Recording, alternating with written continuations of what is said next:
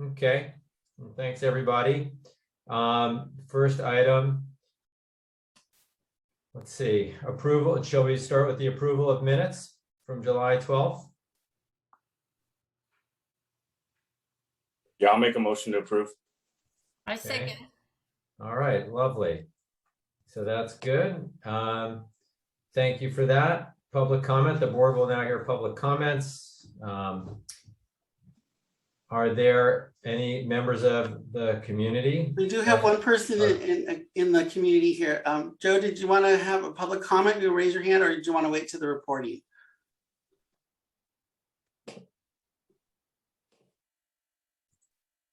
Don't hear Joe. Are you? I don't see a raised hand yet, so he might be okay. Oh, and Jeff is back.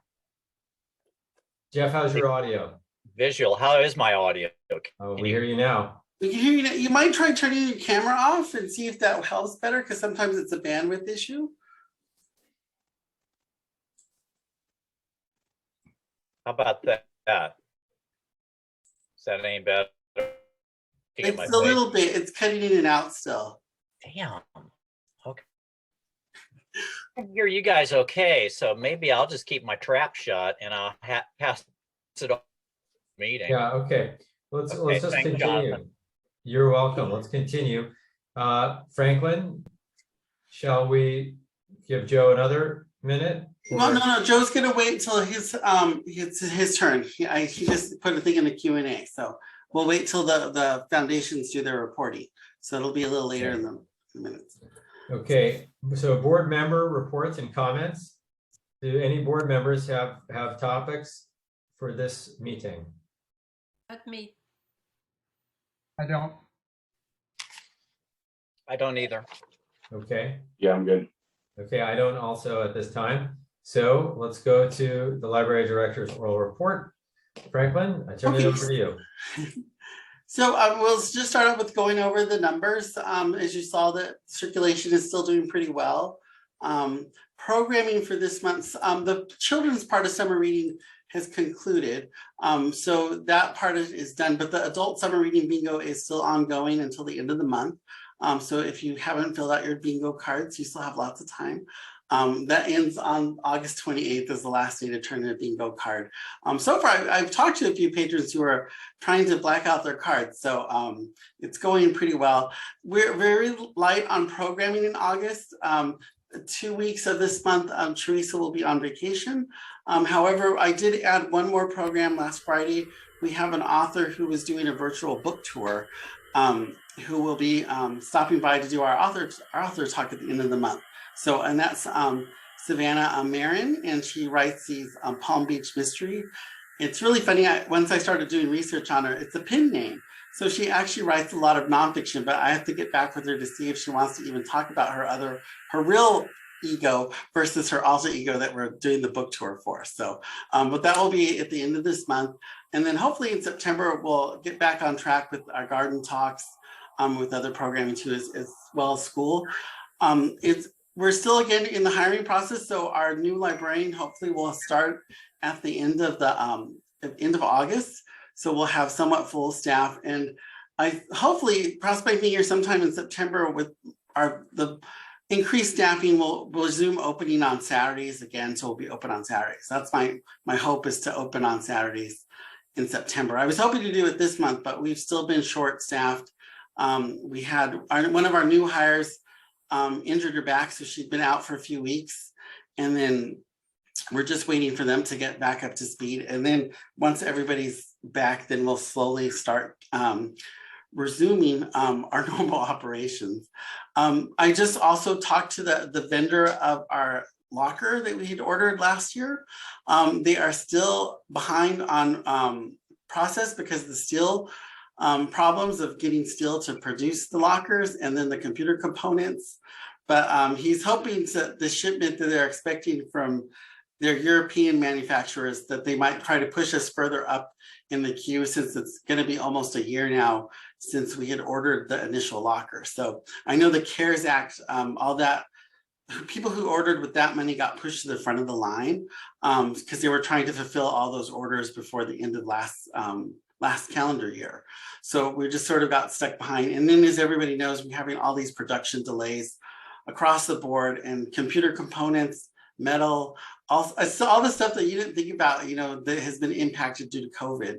It's just sort of, it's snowballed into all these companies having issues of getting material and getting stuff on hand.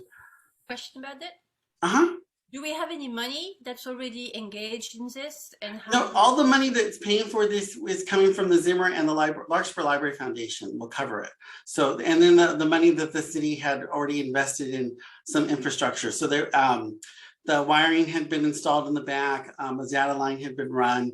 We were just trying to coordinate delivery of the vending the locker, because it's once they drop it off, it's going to be hard to move. And then we also have to wait about a week before they can actually come out and fully install it and turn it on, which I was really annoyed with. I thought we were going to get it and, deliver it and installed like in the same time, but a tech has to come out after the delivery. So the vendor keeps saying, well, we could do training now. And I'm like, no, I don't want to do training now, because the last time we did software training, it was almost a year before we implemented the software and none of us remembered how to use it.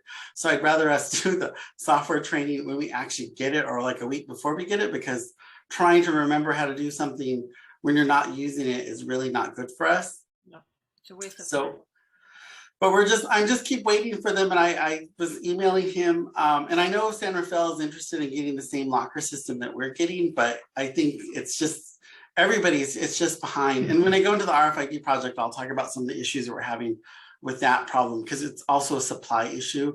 There's this big chain and everything is getting delayed. So, so I think the first one, so we'll jump into the digital services PowerPoint. So this is just to give you guys an update of where we are with our digital services. Or actually, I skipped one. Okay, one of the big ones. You guys asked last time about our library card holder, and I think it's been a year since we've done this. So let me share my screen. And so it's been a year since we actually looked at our card holders. One of the big things that we did find out again is that, as much as we love the MarinNet, sometimes getting these numbers are a little difficult. So the population of Larkspur, according to the 2019 census, was 12,319. We currently have 7,482 card holders. And this is everybody who has marked, well, the system is marked as Larkspur as their home library, which means they're a resident of Larkspur or Green Bay that belongs to Larkspur. So their home residency is marked as Larkspur. So this is how we can tell that they are actually true residents of Larkspur and that they have cards. We have issued 4,829 cards in the last several years, but a lot of these card holders are not technically Larkspur residents. So anybody who lives in the county side of Green Bay, Kentfield, Ross, Corte Madera, when we issue their library cards here, their home libraries are assigned to wherever their address is. So even though we've issued all these cards, not all of them come here. And it's the same way. If somebody from Larkspur goes to Corte Madera to get a library card, their card technically is from the county, but their home library is us. So their card may look a little different than the ones that we hand out here at the library. Over the pandemic time, we've had 51 people apply for library cards online who did not finish the process. So there's 51 people out there lingering in the system, and Anna has started to contact them to ask them if they would like to finish getting their library card. And now that we're open 2 days a week, to actually come in and get a card. Some people we've offered them the card once they come in, but they declined it because their computer knows their library card number. And I keep reminding them too that they could use the MarinNet app to make a digital library card. And then since we reopened, since May, we've had 57 new library card applications. People have come into the building and got cards. And that we knew was a big issue being closed, that some people are used to coming in to get cards. But I don't know how long it's been since Larkspur has stopped using paper applications. So all of our applications, we have to take them over to the computer catalog to actually fill out a library card application. So they still have to do it that way. So we found all this fun stuff with MarinNet, and it's like, again, Larkspur is a home library. it's based on your tax code. So we actually look up everybody's street address and it gives them a tax code, and that's how it is put in. And this is something the county does. Again, this is how many cards we've given out. And then the last time we did a system purge of patrons was in January 2020. And what this is that MarinNet will purge the database of anybody who hasn't used a library card in several years or their cards are expired. We stopped doing it once the pandemic started because we had a lot of people who all of a sudden needed their library cards to access all the digital resources, which they couldn't do without their library card. And a lot of Larkspur residents don't have their library cards on hand because they're so used to us looking them up just by their name. So, and that's still happening. We have people who come in who can't use the self-checkout machines because they don't actually have a physical library card. But this is the breakdown of our card holders. And I had to do a really sophisticated report to find out how many teens we have that have library cards. Right now there are 329 Larkspur teens who live in residence of Larkspur who are teens who have a library card. We have 413 card holders that are children and 6,354 card holders that are actual adults. And then we have this 211 non-resident, non-county resident, and this actually includes staff members, city employees. They get a whole separate different P type in the system that sort of segregates them out of the normal adult population. But this is our numbers right now with the demographic breakdown of the library card holders. And then the last slide is, again, this is checkout by zip code. So we know who's using the library. This year we combined the Kentfield and Larkspur because the numbers were really small, but it's only 3% of the our total checkout comes from that zip code area. So those are card holders that live in the Kentfield, Ross, and Larkspur area. There's a bigger portion of Ross that does have 1%, but they have a higher number of checkouts. So, and again, we still have that 1% from San Francisco. So we have some people who live in San Francisco who must work over here and use our library. So. Any questions or? Yes. How old? I saw that your juvenile is from 0 to 12, but Yes. how old? What is the minimum age to get a library card? There is no minimum age. It's up to the parent. So the parent could bring in a newborn and get a library card. We're not going to say you can't have a card. I worked at a system that we always thought that was parents who were dodging fines and fees, so they would get a card in their child's name. But we don't have that issue here, and since we got rid of the fines, we really don't have a lot of that problem anymore. And I think right now it's a lot of the billing that is, hampering people's access. But as people bring the material back in, those are getting cleared. We're even clearing old fines that have been sitting on people's records for a while, as long as it's a Larkspur fine. We don't clear anything that belongs to other libraries. We're just doing the Larkspur stuff. But these are just the card holders. In terms of users, we probably have a lot more youth who just are using their parents' card because a parent will not want to have to be responsible for three cards when they have three little ones at home.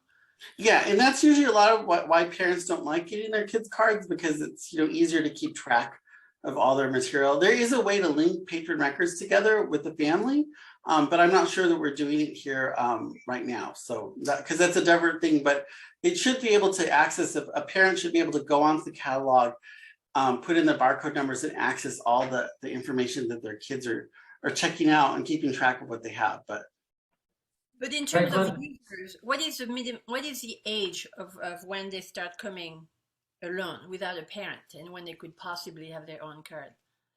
I think right now the limit is 16. You have to be 16 years or older to get a card without a parent. No, I'm talking in terms of users. What is the youngest age where children come without a parent or a caregiver or a babysitter to just? Well, according to our policy, they have to be 8 years or older. All right. So they should be accompanied by a caregiver if they're under 8 years old. Okay. All right. So that's when they would truly feel the need of having their own card, when they can be responsible for the books they pick up. Yeah, well, my goal eventually is when we get, things settled back down, is to get my first library card going, because that would encourage parents to get little cards for their little kids. But again, it's still up to the parents if they want to get their child a library card. So, Do the library card that Larkspur issues still have Larky on them? No, right now they don't. So that was one of my goals, is to create a Larkspur library card for my first library card that has Larky on it. So it would be a very special card for little kids. Yeah, I have one. Yeah, I don't know when they switched over to the sort of book. It's like a bookshelf library card, and that it just has like books on it. So Larky disappeared off of our cards some time ago. So Okay. Hey, Franklin. I had a question on slide 5, where you have the circulation by zip code and you have number of checkouts. Is the system able to give you the data on how many unique people were doing those checkouts? you know, I'm not sure. I'm still having one of my biggest things from last year too that showed up again is this unknown. We can't figure out who are these unknown patrons. That what is, and I don't know if it's MarinNet or something. Yeah, I don't know about the unknowns. if we could get the individual. I'm sure there is, but it might take a while to get the report to be that refined. I think it would be very interesting. Just the top line, 17,640 checkouts from Larkspur. I'd love to know how many people, accounted for that. That would be meaningful, because then you could start to see the usage, like how many actives are there in each of these locales. Okay, it's something I'll bring up again with the MarinNet, because I mean, I know the problem right now we have is that anytime we run the reports, we don't always get the same numbers. And that was what Anna was having difficulty last week with. We'd run the report one way, it'd give us a different number. We run it a different way, we get a different number. It's very, the system itself is not the most user-friendly when it comes to running reports. The stuff that you think would be very easy to get, you end up pulling your hair out because we're not asking it the right question. So.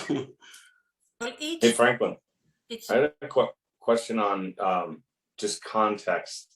I mean, I don't know, like historically, other libraries you've worked with, like, are these kind of numbers of current card holders or issued cards relative to the population a pretty good percentage here? Because they seem like they would be, but any context from working at other libraries? No, what's strange about this is because we're part of the MarinNet, so our whole system is tied to the MarinNet.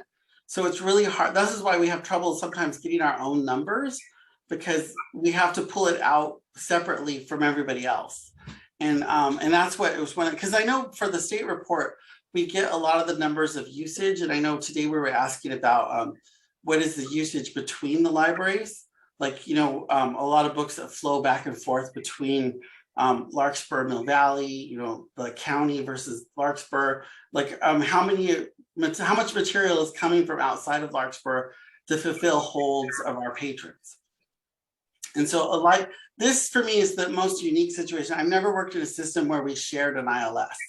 When I worked in Coronado, we had our own system. We knew who the non-residents were because we didn't have to, really pull it out of the data because we knew who our card holders were.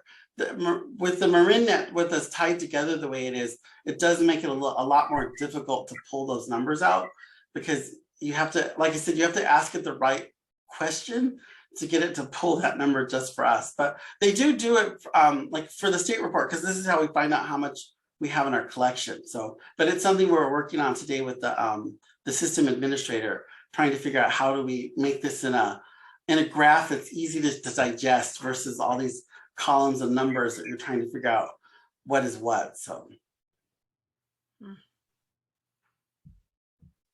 Got it. Okay, thank you. Franklin, maybe this was Jonathan's point earlier, but just repeating this question around the 17,640, that's the total number of checkouts from Larkspur. Do we have the unique number? Maybe, sorry, Jonathan, if I'm repeating the same question you had. no, we don't have the unique number, because this is also the checkouts for the whole year. So it's not like, broken down between how many patrons are, because I know that's one thing too. We'd like to know how much is being checked out by a teenager. How much books are they checking out that are adult material versus teen material? That kind of question, right? Yeah, I mean, my main question was actually going to be relative to the earlier numbers you had in the Larkspur population, here are the current holders, was how many of those holders are active in a given month, a quarter, do they primarily come in, Christmas time and then they go inactive, like just understanding that usage pattern relative to the total card holders would be really interesting. Yeah, that is the exact, request, because the checkouts are actions or events, but card holders refer to people. And I think it's very interesting to understand how many of those people are active, and doing checkouts, and then you can learn more things from that too.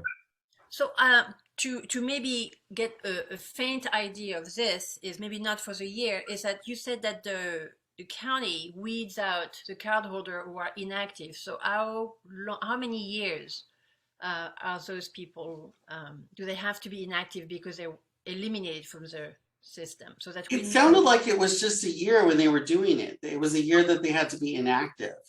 And that, which for me is like, wow, that's sort of scary, because if you didn't use the library for a year, you could get dumped out of the system.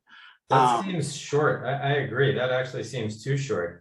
That would mean that 700, that these 17,000 is representative of 7,482 cardholder actually using their number at least once in the year. So you see, I don't know if that's taking into account, because I know that one of our highest Canopy users doesn't have anything checked out on their record is a physical book. So they're using Canopy a lot, but they're not, checking out material that much. So it's like who's using the digital resources. And because the county doesn't track our digital usage, that was something else we were talking about today, that it's all done by us. So we have to see we have to keep track of that number by ourselves. I see. So this only reflects the actual physical material, being DVD, books, or CDs that are being checked out, but not the usage of the library services. Yeah, those aren't. That's one of the things we were talking about today at the executive board of the MarinNet, was how do we start keeping track of all that digital usage, of keeping track of it, making sure that, because not all of us use the same digital stuff. So like us in San Rafael in the county use Canopy, but not everybody in MarinNet does. And then some places use Hoopla. So there are all these different elements that we tie back to the library card. So in order to use digital services, people need to have a unique card number. Yes. So instead of tracking material, if we tracked card number, then we would have a better understanding of the actual usage of global services used. Well, in certain services, because right now, like the only Larkspur residents are able to use Canopy. So that would give us a number of how many Larkspur residents are using Canopy. But the other ones are not as even Overdrive, I can't get it narrowed down yet to figure out who are just Larkspur residents. I could do it by branch checkout, but I can't figure out who are just Larkspur residents. Right, but if we look at a card number, then we would know all the activity that is linked to that card number, be it a checkout or a Canopy use or a digital service or a program, even to register to a program. So that might be just a way in to just try to get a report by card numbers. I agree. But we have to compile all these data from different sources before we can get to that point. I see. There is not one. We don't have a centralized place to do all of our digital resources. That was what we were talking about today. Yeah. Because right now, like I said, we have all of our EBSCO stuff. We have outside vendors like A to Z databases. We have Canopy. We have Overdrive. We even have other stuff that we don't keep that much track of because it's buried deep within the system. So the same number can be used on different platforms, and there's no central platform that tracks all these different ones. I get it. Okay. But that was something we were talking about earlier today. It was like, how do we figure out, how do we get something that could do this for us automated to bring it all into one spot? Because that would help me, because right now I have to go and dig through different reports to pull those numbers out.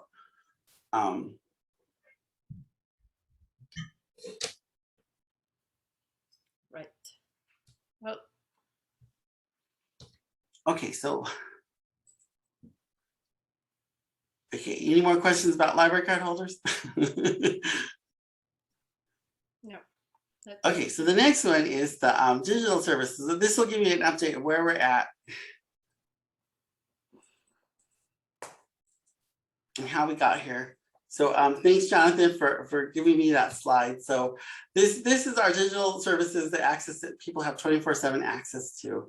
It's our remote library, digital collections, and then also this now Zoom that we're connecting patrons together through via Zoom. So this is one of the slides for our last, how sort of we got here. So this sort of puts together a lot of what we're doing and what we have currently.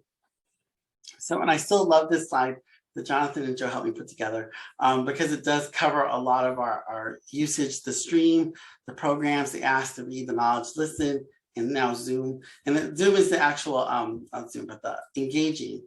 And we do that through our, the book clubs, the virtual stuff, as well as our social media. So, what's new? What's new this year is the Commons Foundation helped us get the value line, Gale Presents Udemy, and A to Z databases. These are 3 big ones. The Library Foundation helped us get consumer reports, which is also another big one. So these were added to our knowledge column.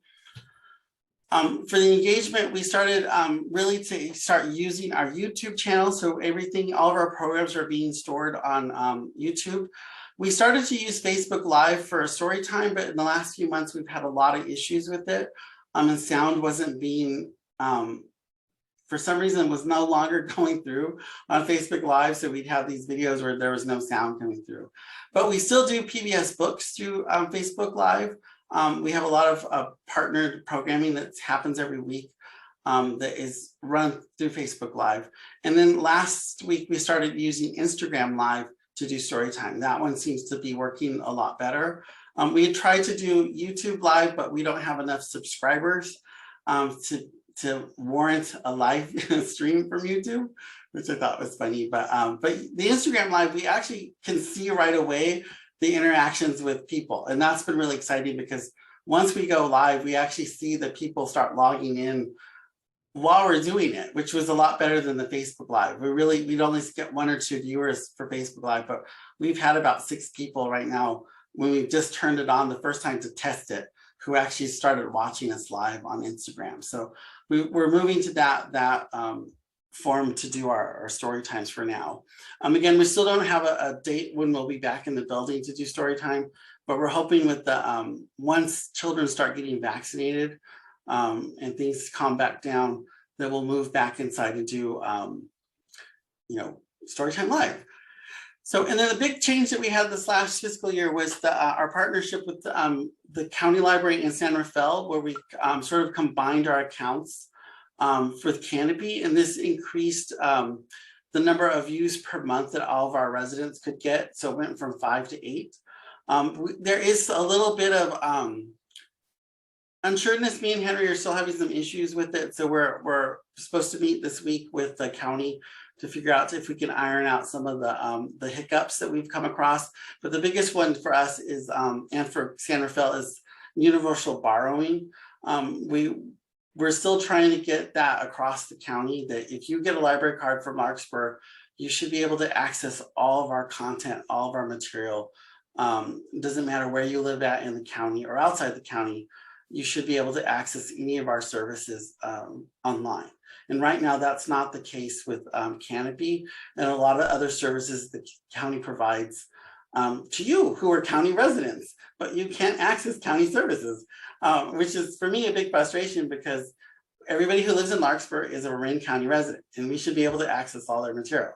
But it's just a bone of contention that me and a couple other directors have that we're hopefully will iron out in the next coming year or so, that will get us up to date with everybody else in the state of California. So, is it? I have a question about that. Is it because Larkspur residents have their own library, or is it just even Corte Madera residents who do not have a Corte Madera library and have a county library? Can they access directly to the county? Yeah, because they're county residents and they have a county card, they can access all the county services, but they cannot access our digital services because they're cut off right now. Yeah, okay. So yeah, and this is something that it was a very odd thing for me because a long time ago when the state used to give every library funding, one of the strings attached to that funding was that if anybody who lived in the state of California could get a library card from your library as long as they were a state resident. So this was what enabled universal borrowing within the state. So if, like right now, if you guys go to San Francisco or to Contra Costa County and get a library card there, you can access all their resources with your library card. But if you come to Marin and get a library card from any of the Marin libraries, you can't access all the Marin library stuff. And the consortium's been called out by the larger consortium that we're in because people who live in Sonoma, who live in other counties, who have library cards with the Marin libraries, they can't access any of our digital resources. So this is something, like I said, that we're still in talks with the rest of the consortium, and we're slowly moving towards universal borrowing. So it's just a very slow process here. It's not something I'm used to because, like I said, when I worked in Coronado or in Oceanside, you could get a library card in any part of the county and still access the resources from that library as long as you have the physical library card. You were supposed to be able to access all their stuff. So. And yeah.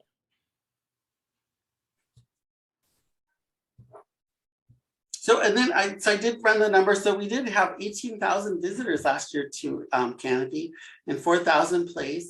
So it is still getting used a lot.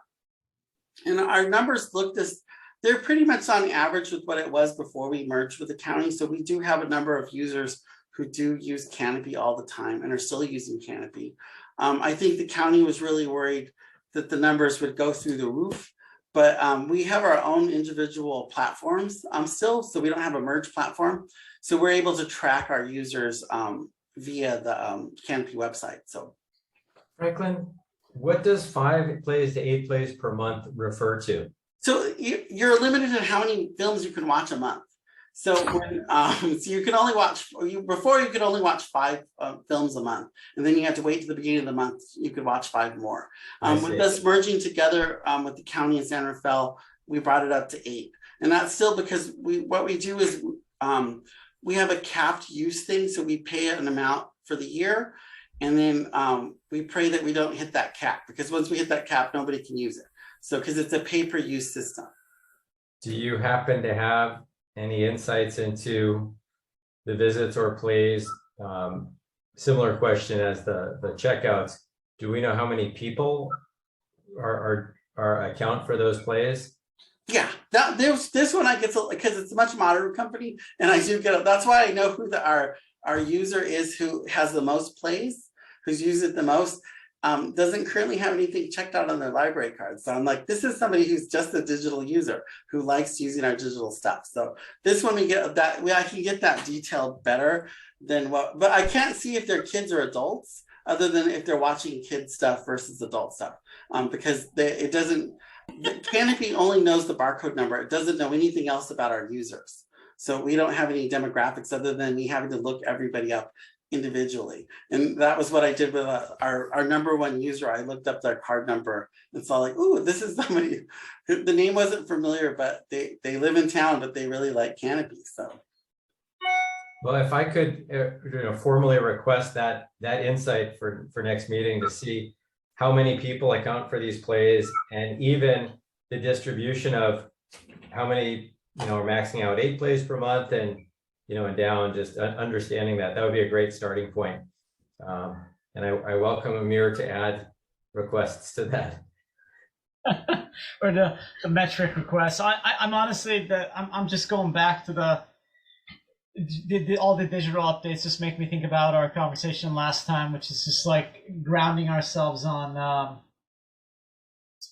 what success is, and I don't want to derail, so we can just come back to this later, which is just like where do we want to go in terms of outcomes that we want to drive. There's a lot of stuff here in terms of like really cool. I mean, Udemy, like there's so much rich content and like educational focus is like media consumption stuff. It's just what are the really things that we really want to drive in the community, right? The key values we want to unlock. Is it around education? Is it around long form content consumption? And just focus. And I know, Franklin, from last time's call, is like the one thing we know is we're super resource constrained, right? In terms of focus areas and things that we can really drive. And anyway, I'm just going through this even further, like adds to my desire to really know where. Well, no, and I include some of that in this the PowerPoint, because there were some challenges that we got to, because there was stuff that we started that we had that sort of flopped, like the live chat. We added live chat to the website, and it was going somewhat okay when we were closed and sheltering in place.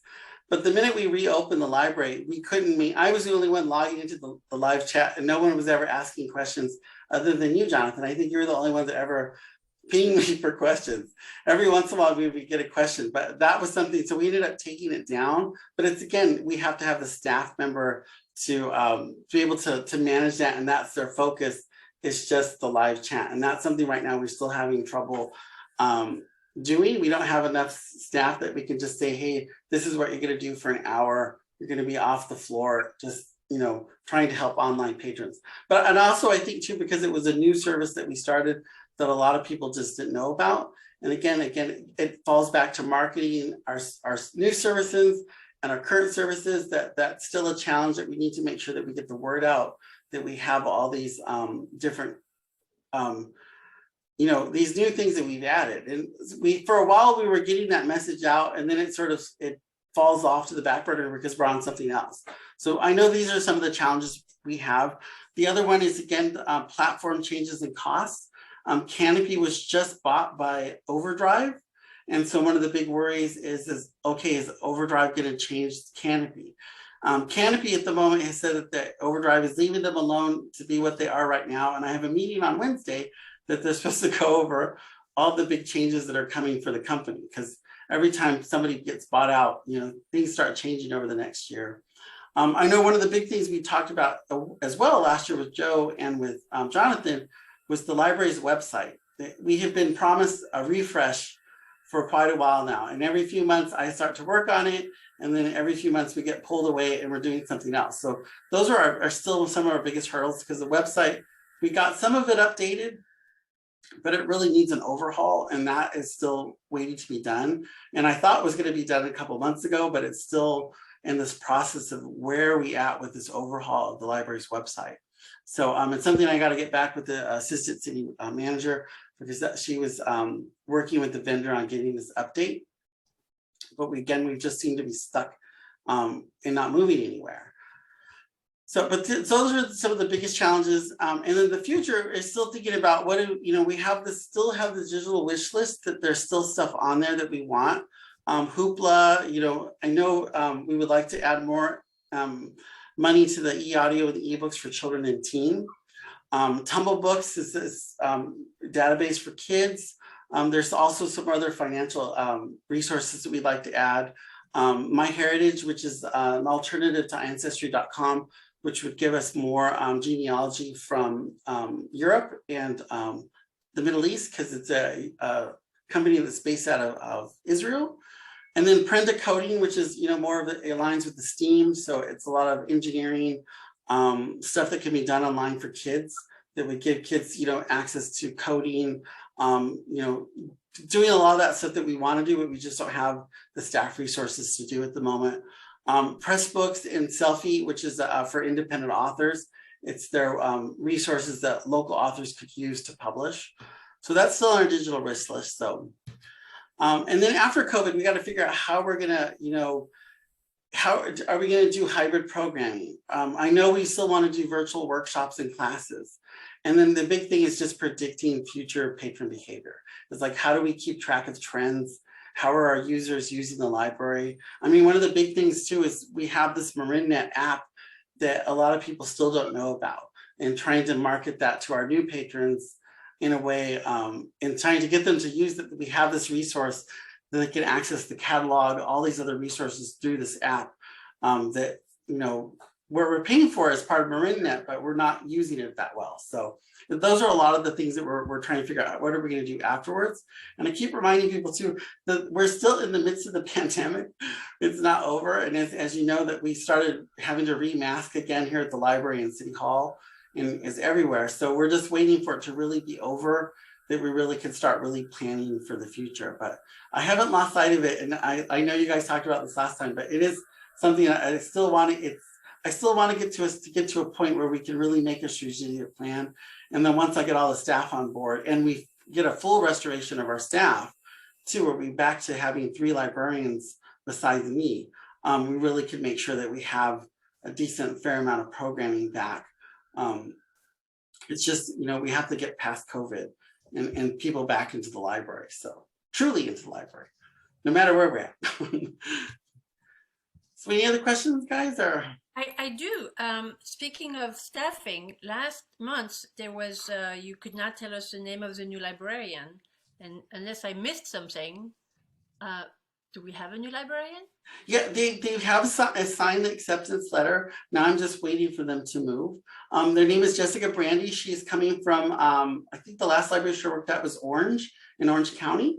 So right now it's just waiting for her to move up to Marin. She's moving from San Bernardino area up to here. So, and that's where we slated the start date is August 31st.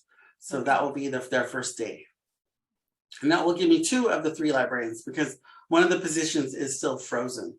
So until they restore that that funding for that librarian, we're just gonna have 2 librarians besides myself for a while.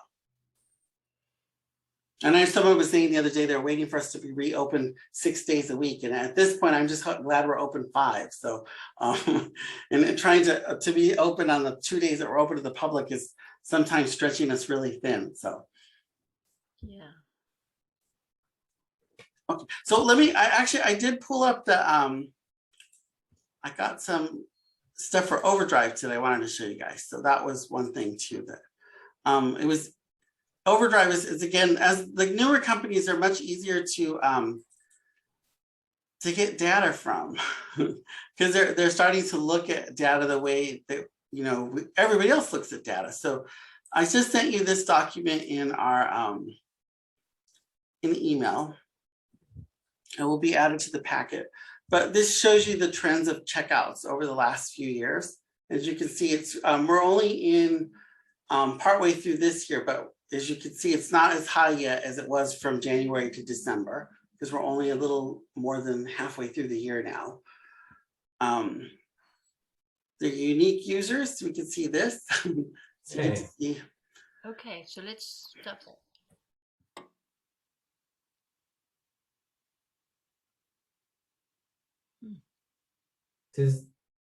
Does that show in 2020 we had over 20,000 unique users? Mm-hmm. So this is including all of MarinNet. So this includes everybody. So all 7 libraries are included in this data.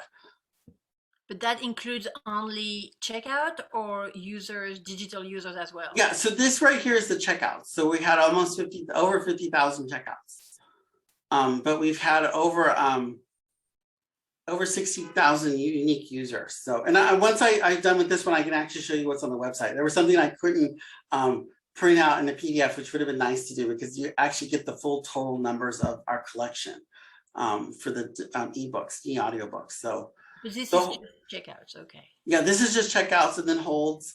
Again, we have over 25,000 holds from 2020.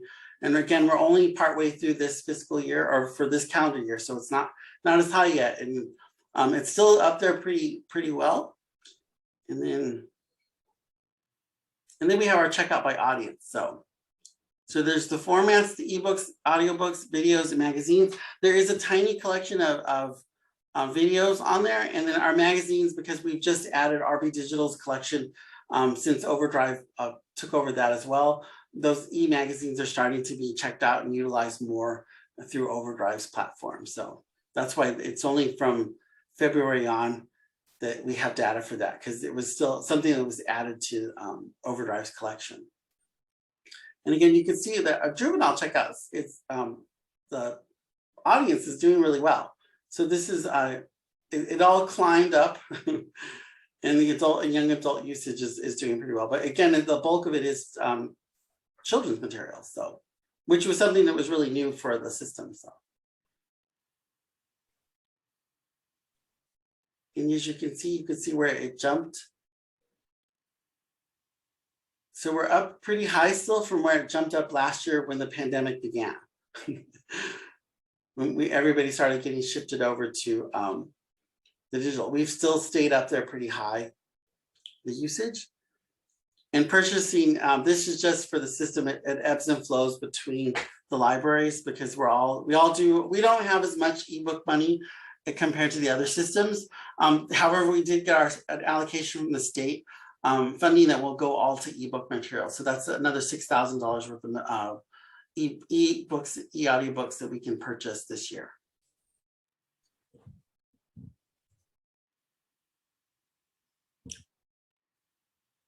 Any questions yet on this part? Those unique users, that's across all of MarinNet? Yeah, this is all across Marin, yeah. Yep. So when I pulled out just our data, we don't get these nice graphs. So I'd have to make the graphs ourselves, but when I just pull out Larkspur stuff. So, but let me show you the website real quick, because this is where we can see the full collection.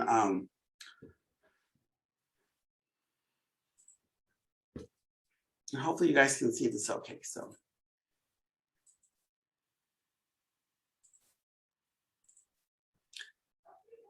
So this is the marketplace. There are 52,000 unique titles, but we have 76,000 copies. And this includes ebooks, audiobooks, videos, and magazines. We only have 3,000 magazines in the collection.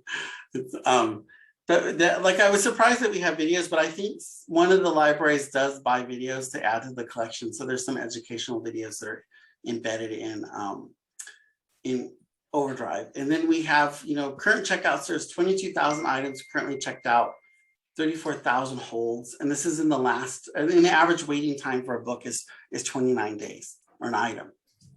So, and if anybody of you have put holds on an e-audiobook or an ebook, sometimes you can wait a couple months before you get it. So, or if you have bad luck like me, I put 3 on hold and they come within a week. So I'm familiar with that. So this is just for digital material. Yeah, this is just our Overdrive collection for the whole consortium. So, and as you see, we have 9,900 unique users just in the last 30 days have used the Overdrive. So the usage is still pretty good. That was one thing we started wondering how the collection would be used once we resumed in person, but we're still, it's a heavy usage of the collection, which it sort of outpaced what they thought it was going to take 7 years to get to this point, but it only took the pandemic. Yeah. So. Magazines, does that include newspapers? Because I do see. No, just magazines, because right now Overdrive doesn't have any newspapers in it. We have a whole different a database for newspapers, which is the ProQuest one, and we've just added Newsbank, which should be going up onto the library's website in the next few days, which is a different newspaper vendor.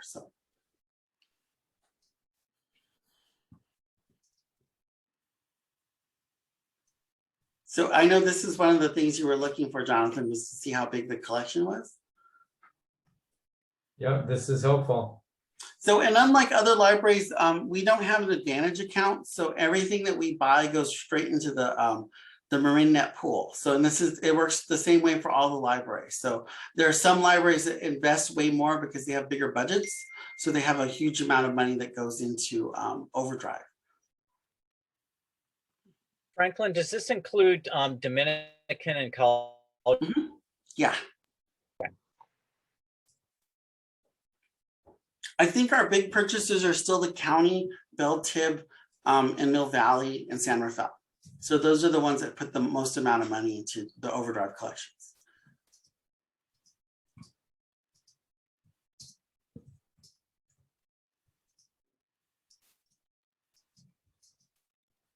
Any questions?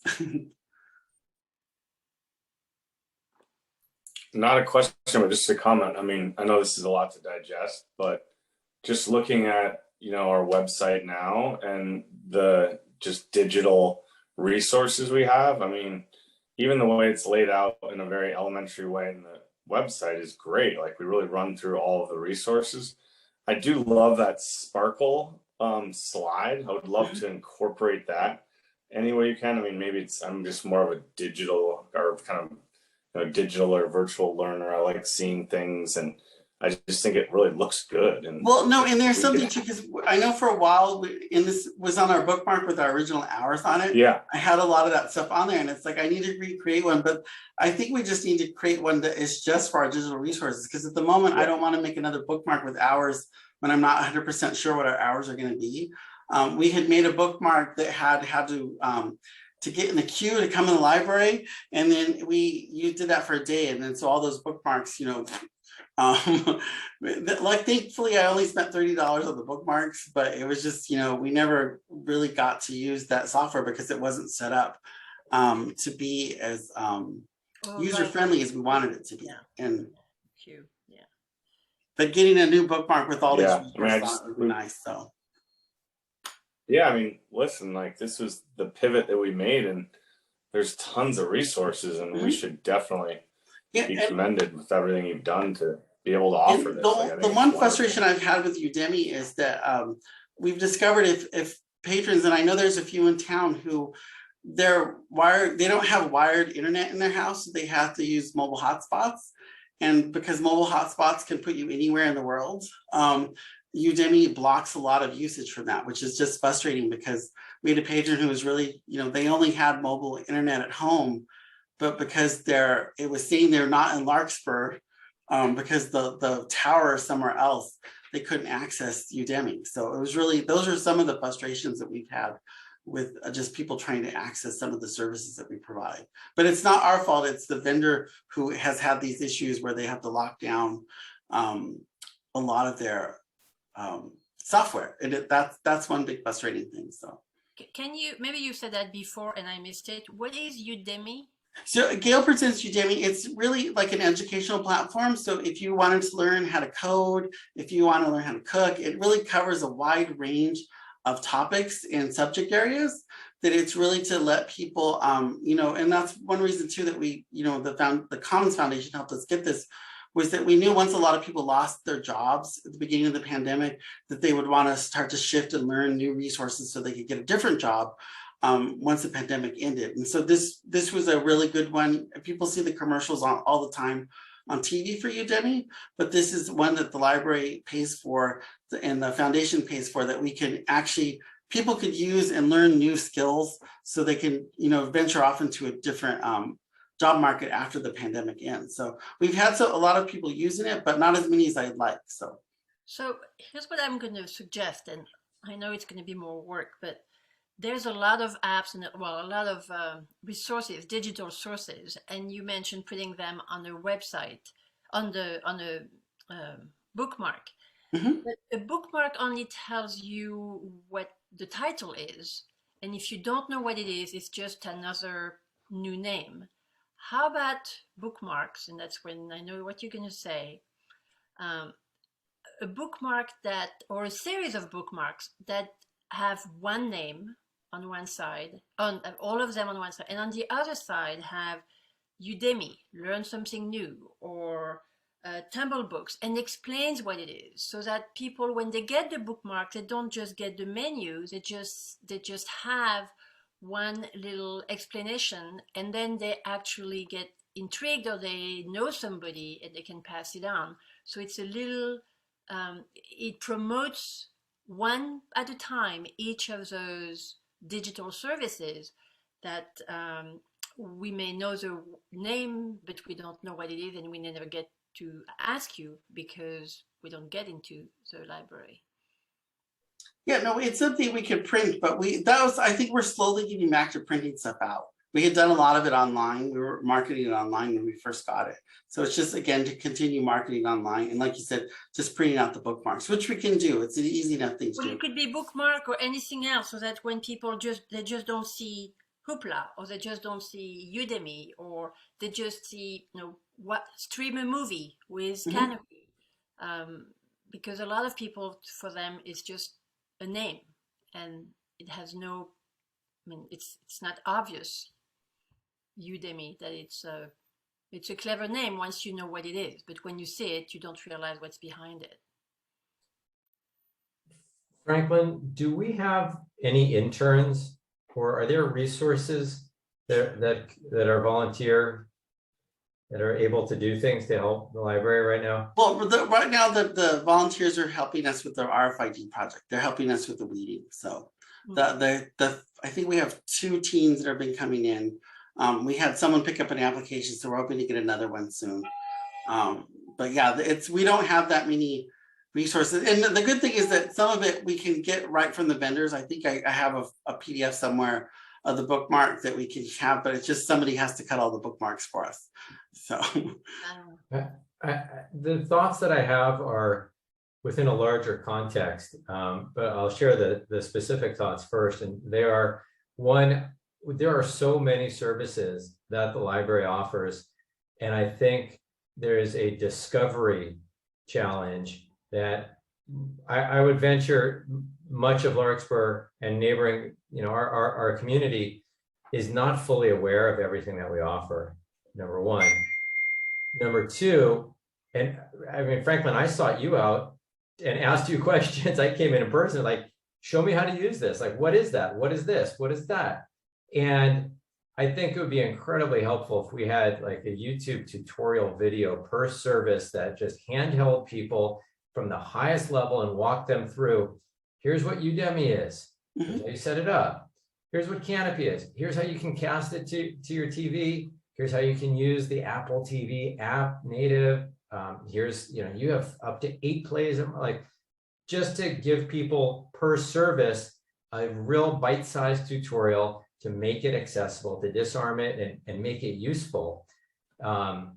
That's why I was thinking maybe there's some young, very digital savvy, people that would even enjoy doing that or be willing to do it.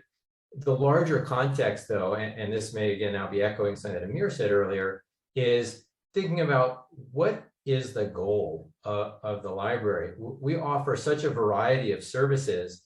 I think it's useful to spend some time thinking about individually and discussing as a group, like, what should we be striving for? Because that can then inform, what do we focus on? What do we measure? How do we market and broadcast, especially with limited resources, spending them wisely on the things that matter. It really should be driven by, like, either what do people want? What's the appetite? What are we offering that's the most valuable or unique or can impact their lives?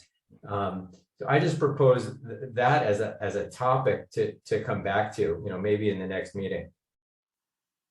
It may take a while because it's something too that I still haven't had a chance to do, is to find out what the community really wants and what do they see us providing them. And the other thing is, just getting the word out to what we have. I mean, that's been the biggest problem we've had, is we have this kind of stuff that I thought we would be doing before the pandemic started, like outreach, that gives us the ability to go somewhere and say, hey, this is what we have. And we haven't had that chance. All we've been able to do is just to do it virtually.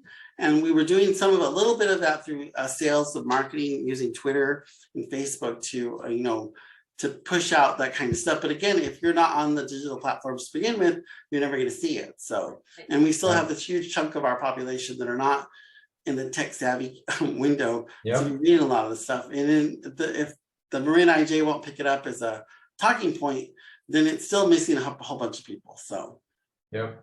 And I appreciate how short-staffed and stretched you are, and it's real work to think through that.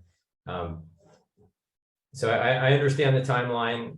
I just suggest we keep it as an ongoing thread. Because some of the stuff, if the companies had created like some of the marketing videos, I've tried to push that out on our Facebook page, but I guess I just need to bring it back so it lives on our page as well. But a lot of them are a lot of times the videos are meant for the librarians, not for the end user. And so they're not the most, user-friendly videos, but sometimes they've been somewhat, you know, if I could use it in some way, I try to push it out so people can see it. But again, once, if you missed it, you missed it. And unless you're digging through our archive of social media stuff.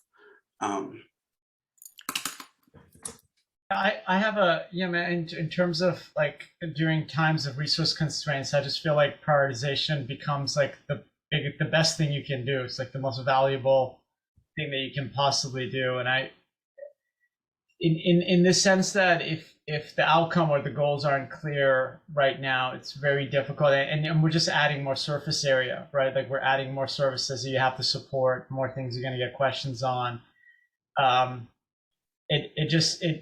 It's taking us like inevitably, like you're still doing, like you're adding things, right? I mean, we're seeing them from last time to this time. There are new things coming online, new programs getting launched, new digital services offered. And all of these things are going to require more of your time, is going to require more bandwidth to support and continue to roll out. And so I do think it's really worth the pause, right? And really being clear about the outcomes of the goals and the why behind these things. And that can really drive a much more potential, narrower, it may be that we actually need fewer, better things, right? Fewer and higher touch content. I mean, I don't know what the answers are, but certainly the ability to center ourselves around that gives me, at least for me, it gives me a much better ability to give feedback and reflect on the progress. Without that, I feel it's very difficult, right, to react to the initiatives. Well, these all initiatives a lot of these were implemented because we were closed. We were not open to the public. And we wanted to make sure that the public had access to information, into resources. And this was the reason that we got the funding for it, was to make sure that the library stayed relevant during the closure when we were all sheltering in place. So that was one of the big pushes. As we reopen, again, it's still trying to market it to people who don't know it, but I still think a big chunk of our users don't know what we have digitally. There's still a bunch of our users who use the library just for books, and we have some users who are using the library just for the virtual resources. And it's still it's going to take a little more time to really get down to the nuts and bolts. But the real biggest reason we added all these things as quickly as we did was because we wanted to make sure the library stayed relevant during the closures when we were first sheltered in place, because there was nothing other than the ebook collection and some of the simple services that we had. And we wanted to make sure that we provided resources that people could use and access so they could get through the pandemic. If they were also stuck at home, they could access the stuff at home and research, develop themselves to change the world when the pandemic was over. So we're still in that spot where I think some people are, but again, it's that, like I said, it was one of our challenges, is just marketing what we have and to continue to market what we have. So, and that's been hard when it's just me doing all of our social media marketing. I have a little assistant from the admin of the city staff, but it's still not as much as I want, because I really want to make sure that we're promoting our stuff constantly, but it sort of falls to the back burner. And Hootsuite, which was supposed to be helping us do a lot of this stuff, Facebook has blocked Hootsuite from putting stuff onto Facebook. They blocked third-party things, so it's not as user-friendly as we thought it was going to be, because after we got Hootsuite, there was all of a sudden this change in the way the social media platforms started handling third-party stuff. So stuff that we thought we'd be doing really easily with Hootsuite didn't happen.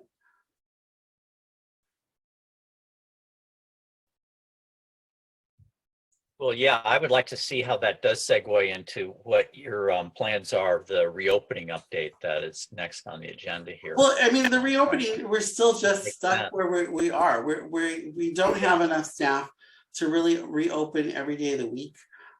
We have, that's one, so I was hoping that the librarian would have come on board a lot sooner than it's been, because my goal was to get us open on Saturdays when school started, but we're going to fall a few weeks behind on that because we still don't have the number of staff we need.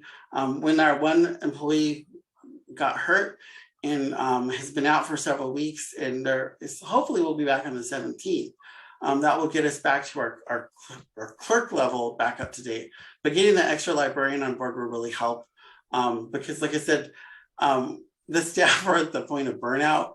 I mean, and this is a problem that's happening in all the libraries, is a lot of the libraries, we've been so short-staffed that we haven't taken time off. We haven't taken the time we need for our own mental health to get to a point where we can do that. So that's why I'm hoping that once we get the librarian on board, I can start to step back and start working on other things. Because even to get volunteers, we need to train the volunteers. We need to make sure that we give the people the resources. If they're going to help us, they need the resources to help us. But that again comes from the staff. We can't just throw something at somebody and go, hey, go out and do this. If they don't know how to use something, how are they supposed to show somebody else how to use it? And I know that it's even since I got A to Z databases, one of my things was to make that workshop like a YouTube, like a Zoom overdrive where we walk everybody through it. But I just haven't had the chance to do that either. So. I hear you. We've done the same things with interns that we have had for the last 6 or 8 months too, and it's difficult to orchestrate everything. But I think the new librarian coming on staff is really going to be helpful, because they'll be very excited about doing all these things and taking a deep dive and maybe investigating some of these things that Jonathan and Amir brought up too. About the new librarian does have a tech savvy background too, so I'm assured this will be a big boon for us. That will help us out and get us where we need to be. So there is another aspect to this. We've been looking at the numbers of just the usage, but is there any feedback from users from patrons that you have, and what is the way that they can just give you feedback? Do you get emails? We haven't had the only feedback I've gotten was like when the gentleman who couldn't access Udemy. I mean, a lot of people who do it, we just don't hear from them. We don't hear, they're not giving us the stories of what this did. I haven't had anybody come and say, hey, I got a new job. I mean, but again, we haven't been open to the public for such a long time to get those people to come in. I know that users that are using the laptops are really grateful and really happy to have them, because they have access to the internet. But it's still, that's a small number of users too. But in terms of requests, or just asking, if we could have different programs or different resources. Yeah, we really haven't got any feedback from the public about what they like or don't like. But again, I really want to create some sort of survey that we can survey the public and our residents to see what they know, what they've been using, what they don't like, to get that sort of feedback. So we're making sure that we shape the collections and our services to something that they need and want. So it's a needs assessment. I need to do a needs assessment with our community. So. Yeah, because it would be, we're trying to see which direction to go, etc. But it's really, we're not a business. We're not going where we want to go. We're going where the community needs us to go. And if we don't really get any, all we know is what they're using. And we don't know if they're using it because that's all they know we have. Yeah, and so it's one of my next things, because I have to work with the city, assistant city manager to create some sort of survey. I know there's a community survey that will be going out sometime soon, but I would just like one that's just library focused on our services, to see what people know or don't know about the library and how we can make sure that we get it in front of their eyeballs as well. So how do they see it, and how are they going to, get this? But that's going to take a survey of the public. So. Well, at least no one is complaining loudly, because then generally when people are extremely unhappy, we can hear it.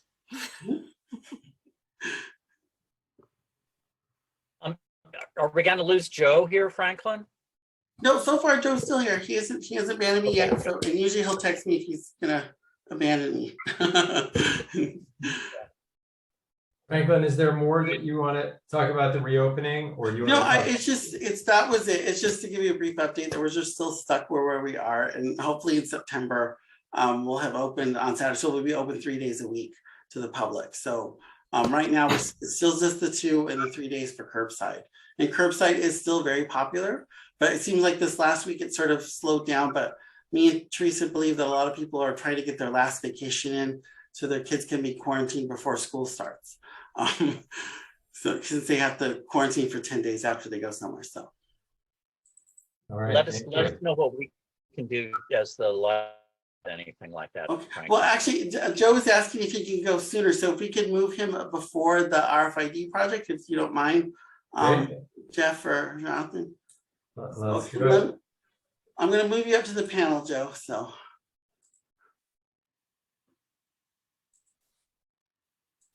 There we go.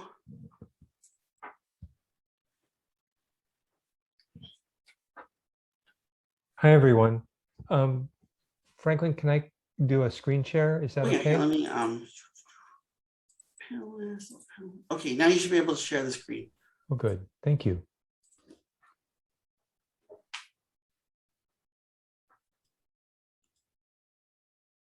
I just wanted to say hi to everyone. I hope you're having a good summer. Just wanted to give you a quick update.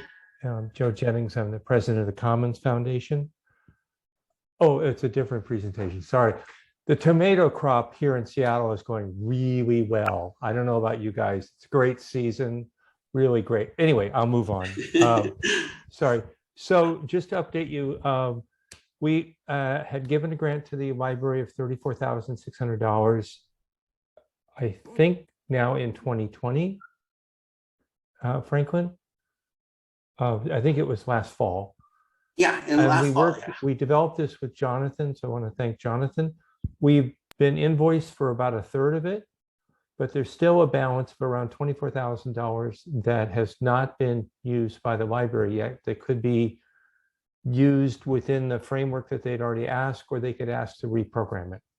And then there's an additional $30,000 of funds available when the library is ready. I also recognize Franklin and his crew have been slammed. So we were trying to make sure they had the resources, and they just had to have the bandwidth to take advantage of them. But this has been paid back to the city as of this week. Just so you know, we've had a big swing in cash to pledge. So we're at about $1.4 million and change in total cash and pledges. But as you can see, the ratio of cash has shot up by almost $600,000 in the last 2 months, which is a great sign. That's a big improvement. And we ascribe that to the following. The major donors that we're working with, and particularly the people who had already pledged, were very encouraged by the $1 million grant that Assemblyman Mark Levine helped get for the library and that the library will be receiving. That's a huge step forward.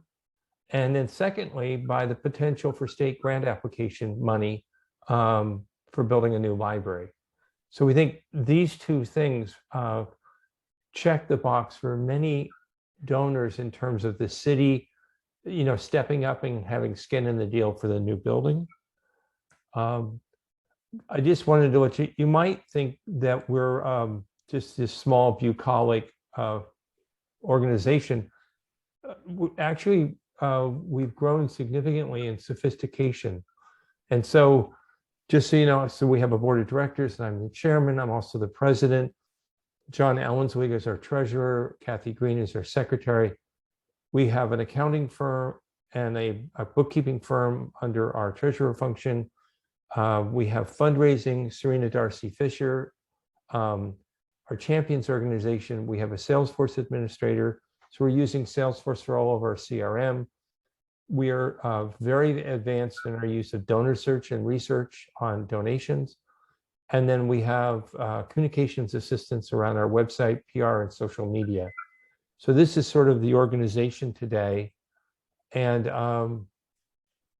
here are the people. So we are blessed with an abundance of talent and enthusiasm.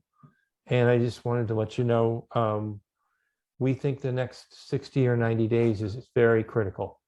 There's a lot going on, and I think we'll see a lot of our outreach convert. So that was it in a nutshell, Franklin. Any questions? Joe, a question. If you go back to the, right. Oh. This one? One more. Oh, you're that one? No, 2 forward, I think. Maybe try slide the tomato 5. shot. slide 5, I think. Yes. Yeah, on the right side, what is the status of the grant application? And then if that would yield matching, would that also apply to things already in, or does that go forward only?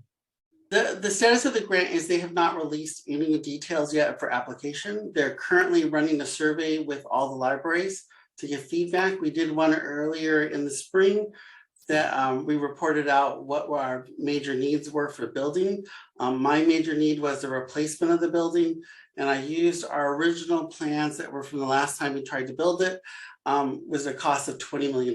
So that was what I had put in as the cost for replacing our library. I've been told that we could bring it down to probably 10.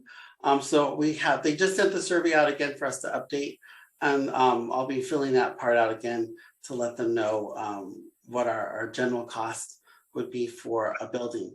I just want to give everybody, we are a 3rd tier library, which means that the state will not at this point give us any slack. So if we want a matching grant from the state, we have to make that matching grant happen. So we'd have to, if we want 10 million, we have to raise 10 million to get 10 million. So, but I'm still waiting to see, because our library too is unique in a situation where, the building needs to be replaced. And so we have a lot of different issues that Joe knows, the ADA issues, and a lot of structural issues with the building.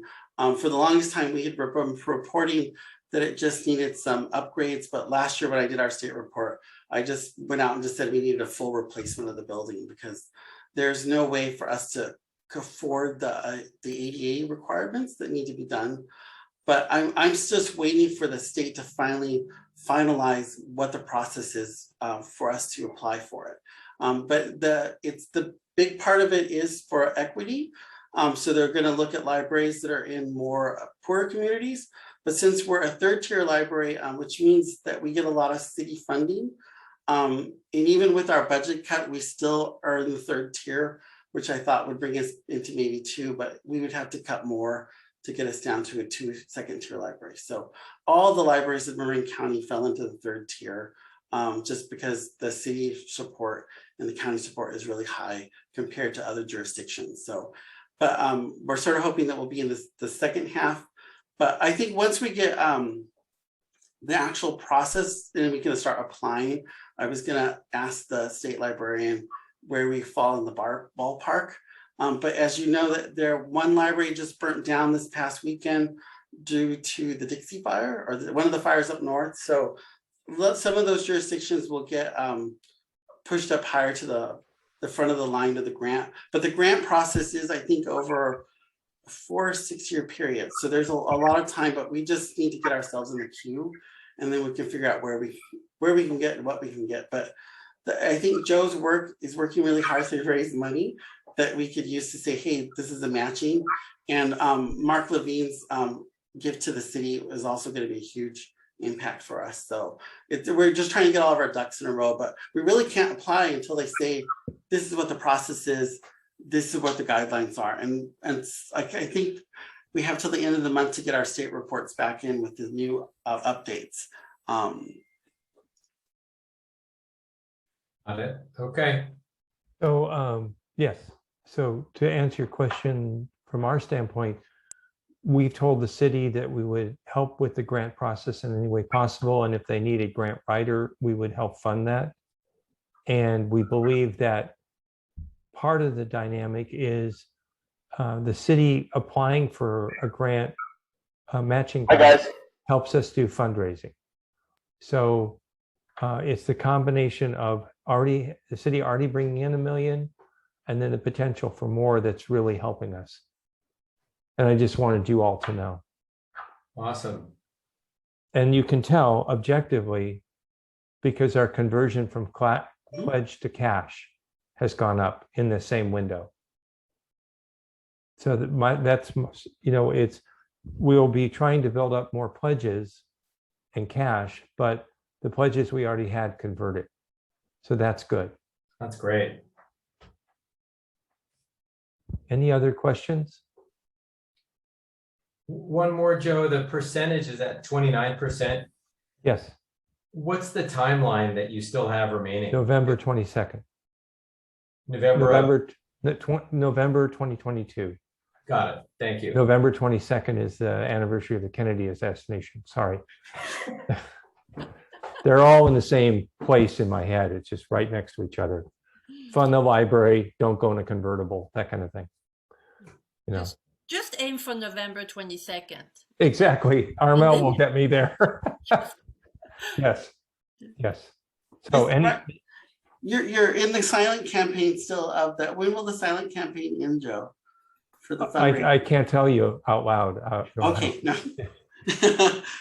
No, I think we're planning when we cross the threshold of around 75%, then you'll start the public campaign. But there's no point to starting the public campaign if you aren't most of the way there. And this is where the $1 million that the city has gotten in this grant, as soon as we know what proportion of that can be used for the new building, that's a big deal. Because that's a signal that, and Armel was in a lot of the meetings when we were doing community meetings, people wanted to know that the city had skin in the deal. So that's the skin. That's a good thing. So, and then the grant, the matching grant, is an upside for people pledging and giving cash now. So really the situation for us, the city has become a much better partner in the last 60 days to raise money for than prior to this. And I do want to thank Franklin, because I think keeping the library open, and frankly, and Jonathan for having a digital strategy, you know, it's paid off. We didn't go away, which was good. Yeah. Mm-hmm. So that's the news from Lake Wobegon. And the tomatoes are great this year. Sorry. I have one on my plant, Joe. So. Oh, there you go. There you go. So that's all I needed to show you all. Any other questions, Franklin? No, just thank you. Thank you. All right. Everyone take care. Bye-bye. Thanks, Joe. Thank you. So I haven't gotten a report from the Larkspur Library Foundation, and as you know, the Friends are currently on vacation. So the Friends will, I'm supposed to meet up with Barbara at the end of the month, and then we'll, I'm trying to get them a budget for what we'll have for next year. So that we'll have a little bit more focused spending from the Friends money. So. Great. Are you ready to go into the RFID? Yeah, so the RFID, there we go. So this is going to answer a lot of questions that you guys had from last time as well. So the RFID, where we're at right now, so the it's radio frequency identification. This is supposed to help. Well, it will help. I've seen this. This is my 4th time I'll be involved in this kind of project. This is going to streamline check-in and check-out of material. It boosts, you know, it increases the speed of checking out of the self-checkout machines. But it's just a little tag that goes inside the book that identifies the book and what library it belongs to. And this will also be what we've been working with the MarinNet. So the county of Marin gave $500,000 towards this project. This was intended to help all the libraries of Marin because the supervisors represent all of us throughout the county. So $500,000 of this was given to MCFL, which was given to MarinNet, which is our overseeing the initial start of the program. So we've made agreements with one vendor, and so we'll be purchasing the tags, the initial tags for all the libraries. So we'll get a bunch for Larkspur. We'll also get our equipment. So our first round of equipment will be the pads that we use for the self-checkouts and for the staff area. So, and then each library is responsible for tagging their collections.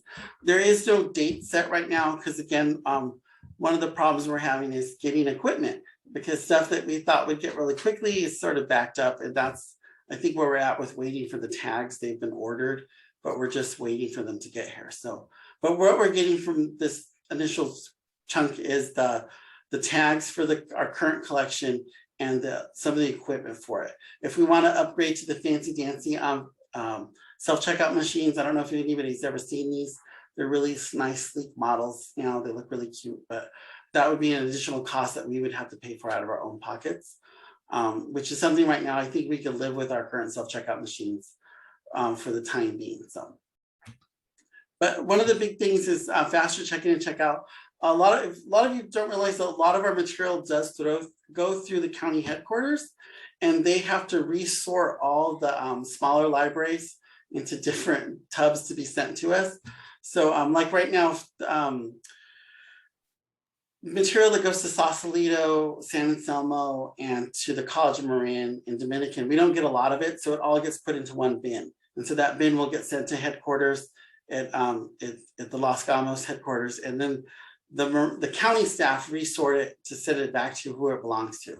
But a lot of libraries that are like the county branches, they don't get a lot of Larkspur stuff, so our stuff gets mixed in with another small library, which it gets sorted in. What they want to buy is an automated handling system, which would automatically check in material. We do not have the space for this. My dream is to get eventually an automated self-check drop where you drop the book in and it would check it in. But that's for down the line. But there's also, with the RFID, you could actually do inventory in the library much faster. You could buy these little wands and just walk up and down the stacks and check to see if everything's here, which is something we haven't been able to do. I don't think we've done a full inventory of our collection, and who knows how long, probably not since we converted to our current ILS system back in 2000. So. But again, it's supposed to just make things a lot faster for the staff. You don't have to open books up. It's going to be less touching. And one of the things too that I think drove the rest of the libraries to speed up in this process was when we originally started COVID, they were really worried about stuff on material. And if you get RFID, this reduces the amount of time that you have to hold the material. So this was also one of the, I guess, the big factors that helped the other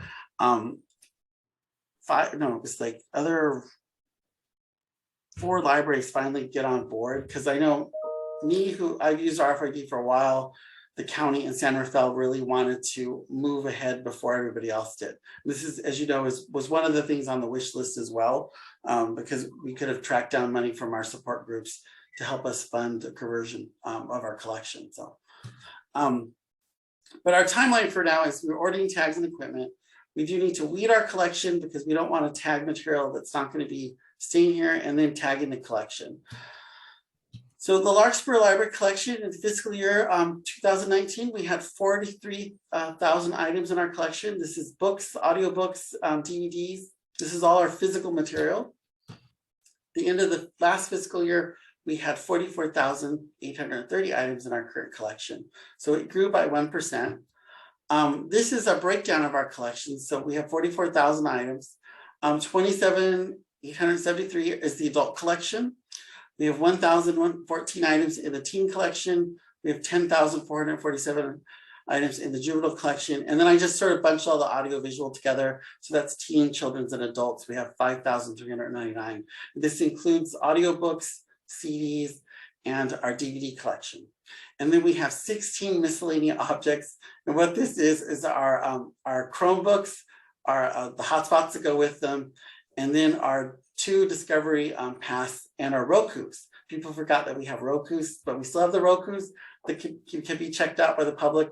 I think since the pandemic started, I've only had one person check out the Roku, and she remembered that we had it and she wanted to check it out. So, but this is our entire collection. Our physical collection does not include any of our digital collections, which is a whole different number. So, and they sort of fluctuate too with our Canopy collection.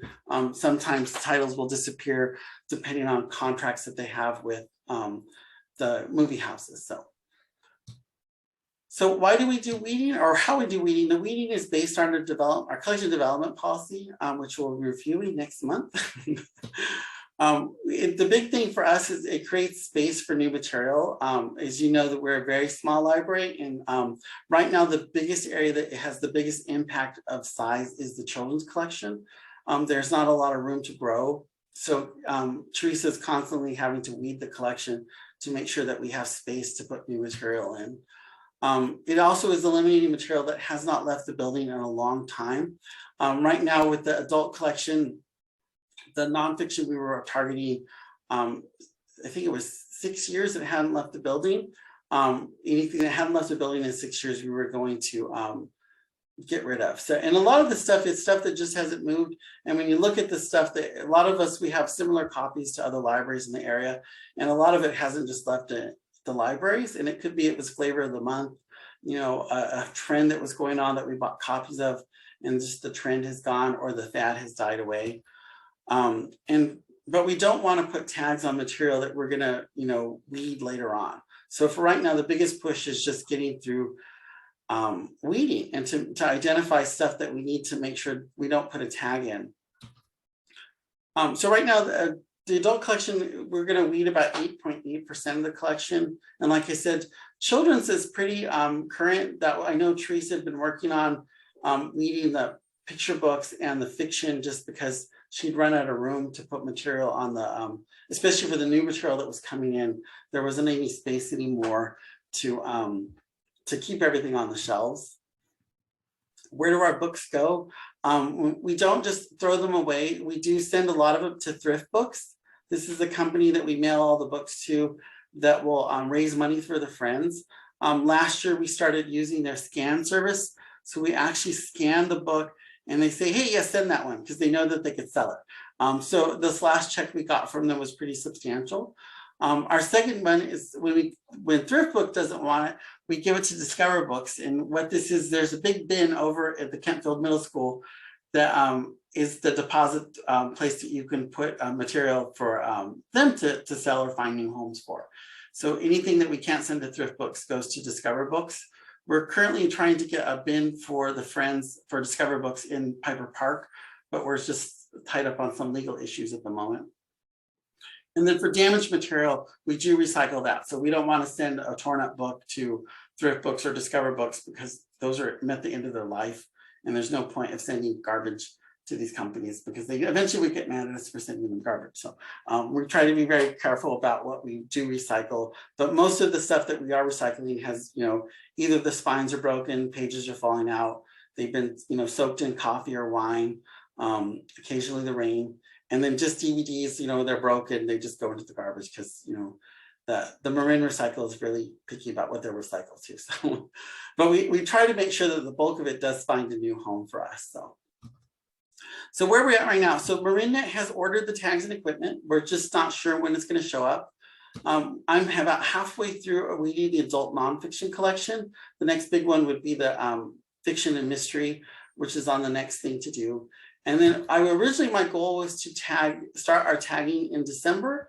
You know, generally in December is when we take that break where the library's closed for a couple of weeks. And we really do want to close the library while we're tagging, because we're small and it's easy to get distracted and we don't want to make a mess of it. So if we close the library, we probably can get through the tagging much faster. So we're still not sure if we'd be closed for 2 weeks to get that all done. But this, what we're hoping to do is, you know, get some of our volunteers from the Friends and our teens to come in and help us, as well as the staff, and we could focus on different parts of the collection. And like I said, the best way to do this is to do it while we're closed. And I was hoping to do it in December, but I don't know. Some of the libraries are going to move a little faster, but I think right now the biggest holdup for everybody is getting the tags and when does the equipment come? Because even the vendor who was supposed to send a sample RFID pad to the MarinNet headquarters had to take the one from their office and overnight it to MarinNet, because they're back up waiting for the equipment to come from wherever it's coming from, where it gets produced at. So, and then our new material will be tagged by our vendors who are processing all of our new books and new DVDs. So, any questions? Of course. So I'm not quite sure I understand how this is different from the current barcode. Well, it's a radio frequency. So right now with the barcode, you have to take the book up and scan each book. Where the radio frequency, the patron won't have to like scan each barcode. And right now, if you watch people at self-checkout, sometimes they're scanning the ISBN on the back of the book. Sometimes they're scanning on the front of the book. So this, all you do is you bring your book up to the pad and it will check out maybe 10 books at a time. So it could get your whole pile of books at once. and that makes it quicker for you. And the same thing is for us to check the material would be much quicker. And that's why my ultimate goal is to get a little book drop that we'd have inside the library, that as people came in, they dropped their books through the chute, it would automatically check it in off their record. So if we only have, let's say that we have half of them have the radio frequency tag and the other half have the barcode, and the patron come and get 6 books and only 2 of them. So how would they know which one to? Well, see, that's the thing, because what will show up is the ones that check out on the screen, what show up on the screen is being checked out. And then they're like, I have these other, this is why we're hoping to do it all at once. If we can close the library and get it all done at once. Because the thing I've had to remind the MarinNet board too is that, not our entire collection is going to be home when we do this. There's going to be stuff that's checked out that are still at home, they're at people's homes. So it's going to take maybe over a year before we catch everything. But if we can do the bulk of it really quickly, we're going to have less of this problem where, and I think that's one reason too, that the other MarinNet libraries want us all to do it sort of at the same time, because if they have these automated handlers installed, the automated handler would only check in what's tagged, and everything that's not checked in, somebody has to physically pick up and scan them in. It almost doubles the work. Yeah, and so that's what we're trying to avoid to do. I know San Rafael originally was saying that they would tag anything that came through their system, but they sort of pulled back from that. But which I was like, oh, good, yeah, you would, if we sent you something that, but I think what they want us to do is tag anything that's going out in delivery. So it's that stuff. But I think if we can just do it all in one fell swoop, it'll be much easier for us, and just catching the little stuff that's been checked out, because we're never going to have the entire collection back at one time, because we wouldn't have the space for it. So luckily there's enough stuff in circulation that it's not all living on the shelf at the same time. So yeah, that makes sense. Thank you. Great. Are there other support groups? no, I don't. So did this answer your questions about the collection though? Because I know that was one thing you guys had asked about, was the breakdown of the collection. So this is so we could show you that right now we still are heavily swayed to the adult material. But again, really, I think as I get better at finding out what our true demographic and who our users are, we really will sway us in where we should shift the collection development money. Should we move it back towards children's and teens? But again, those are the spaces that we have right now that are really impacted here in the library. There's not a lot of space to grow without us reducing the size of the adult collection to make more room for the children's collection. So did I hear you say that next month we would be discussing the weeding process? No, we're going to go over the collection development process, or the actual policy. There's a lot of policies that need to be updated, and we've sort of been doing them piecemeal at a time. But I know the collection development one, I think before I started weeding, I started to look at it to see what it was. And there's stuff in there that's really not what our mission should be anymore. Like we shouldn't be the mission of housing all the coffee table books in the county. That was one of their, what was actually written in the collection development policy was like, what? But as some of you know who've been users for a long time, remember, we had the largest oversized collection in the county. This used to be our claim to fame, was our oversized collection that rarely leaves the building. I mean, just in that collection alone, there's 100 titles that haven't left the building in over 7 years. And it's just because those are the books that are too heavy to be taken home at once. So a lot of times they just get looked at here in the library, and we don't do in-house use statistics. We're not checking to see if and the bad thing is too, because we're so small and our patrons are trying to be helpful, they put the books back. So if someone's used it, we don't even know they've used it. So unless and right now it's never been the practice of the staff to take a book that was laying on a table to check it to say that it had an in-house use. So right now it's just, we don't know what's actually getting used in-house versus what's actually being checked out. And sometimes that happens with new magazines. Magazines would be read by somebody in the library, and because they put it away, we don't know that magazine was being read. And so even when we had to determine what we needed to eliminate from the magazine collection, that material, we don't know. There could be a magazine that was being read heavily in-house, but because we were not keeping stats on how often it was used, because our patrons would put it away, we don't know how, if that magazine was it was more popular in-house versus being checked out and taken home. So there are all these little points that we just don't know because we never kept track of it. So. And I did see in one of the slides that you had an 8% weeding. Yeah, so right now, when I ran all the reports for the adult collection, 8% of the 8.8% of the adult collection will be weeded through the current process right now. And that is a number that you determine reflected by the use of it? Or yeah, the material that has not left the building in more than 7 years. Okay, okay. So that's not the standard of weeding of, and you said that it has not been weeded in the.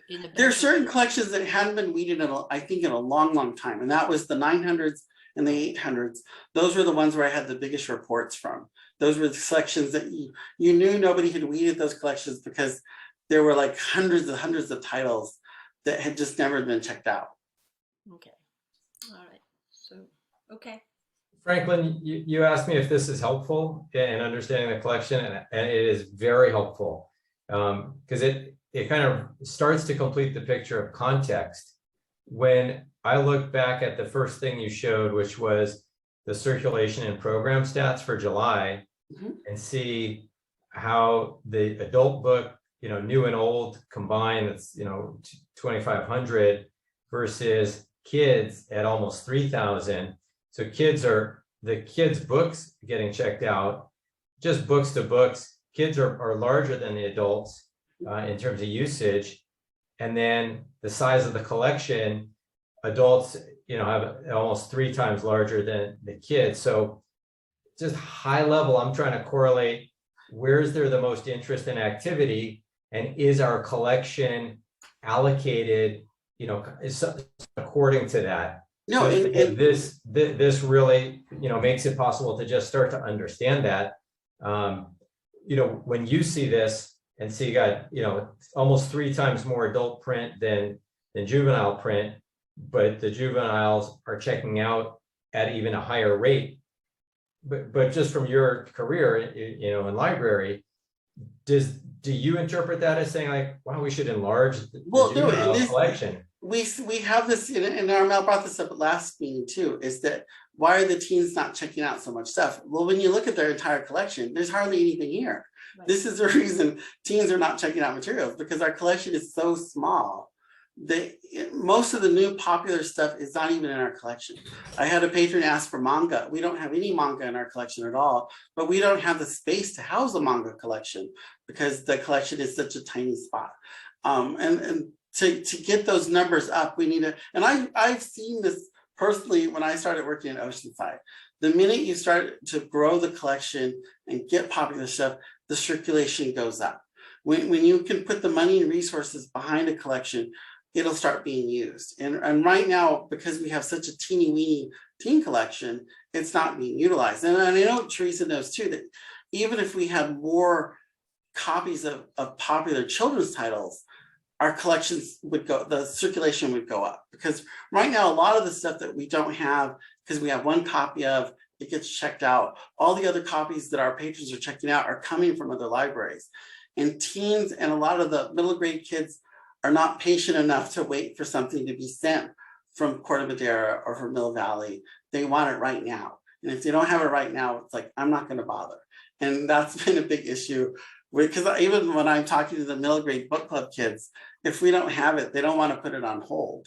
They just want it right now. And so that's the big thing between those demographics and an adult. And even some of the adults will just say, oh, I'll just go buy it. And then they donate it to us to add to the collection later. I've been coming across so many books that have been gifted to the library as I'm reading. It's just like, wow, like a good chunk of our collection was a gift from the public. So is that 8% mostly in the adult print? Yeah, the 8% is just from the adult collection, because I didn't have like I said, Teresa has been much more up to date on weeding the children's and teen collection just because of the space impacts. So that collection, she didn't have an exact number on, because she pretty runs that report pretty much every month. She's out there pulling books. And I know the biggest one right now for her to do was the children's nonfiction collection, because the collection is impacted again. It has no more space to grow. And in order to get new material, she has to pull out the old stuff.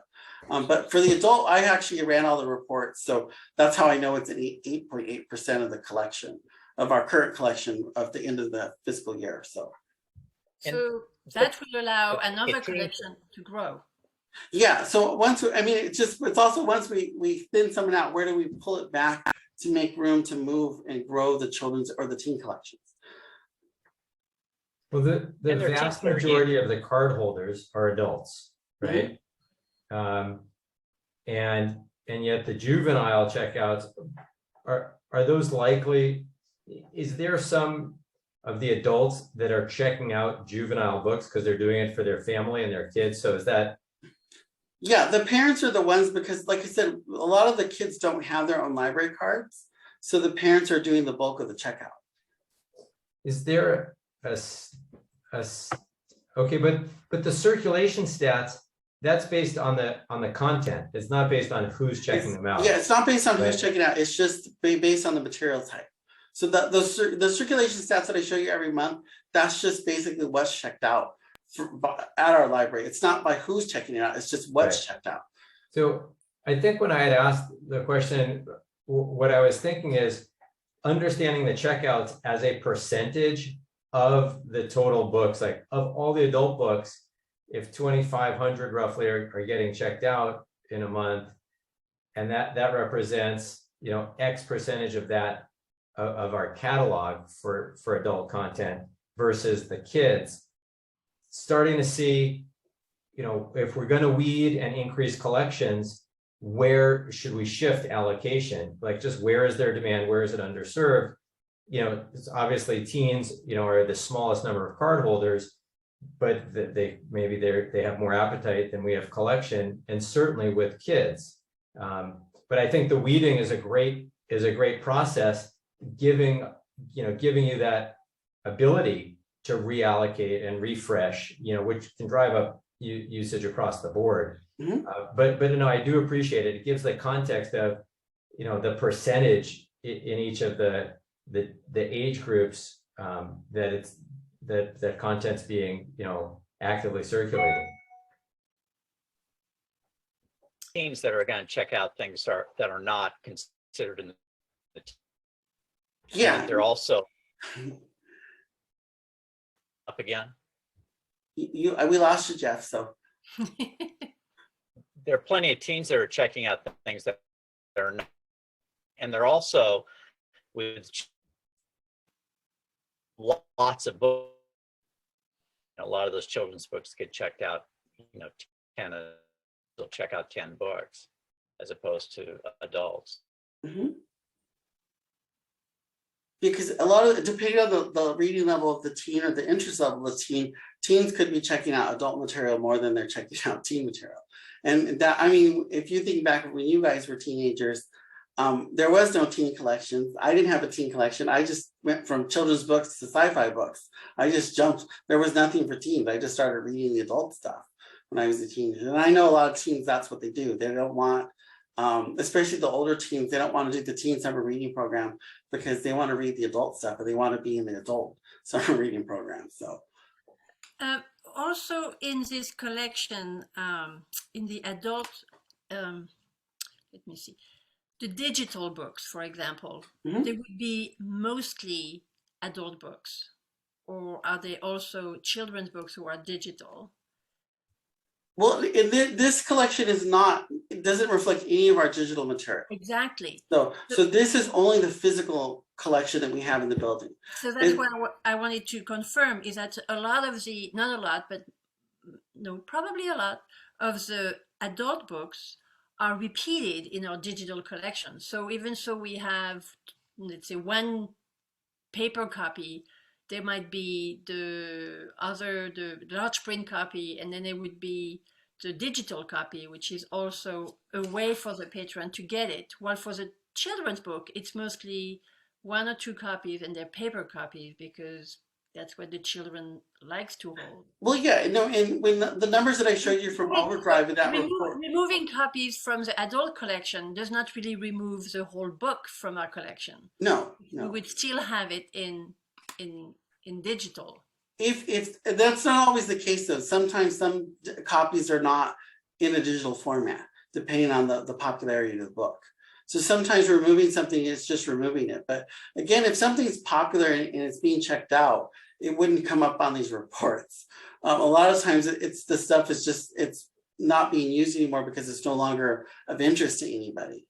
And right now too, we have, everybody in Marin County has access to the Larkspur collection.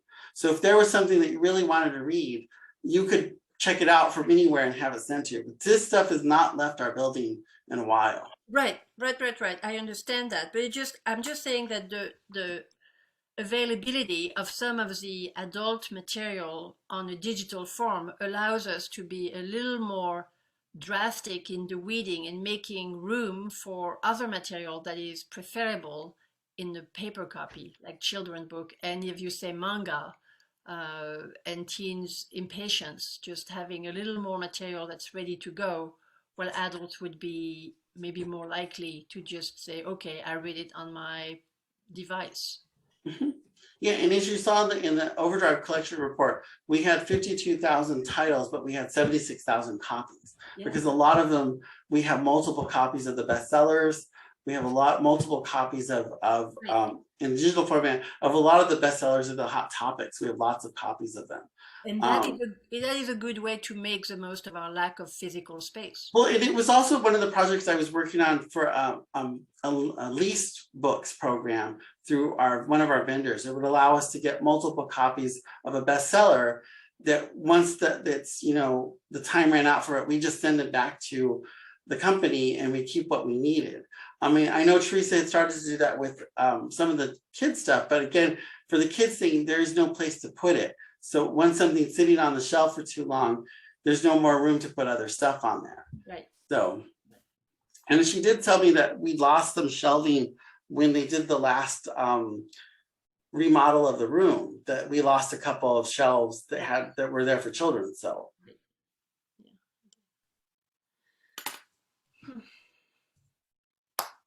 Great.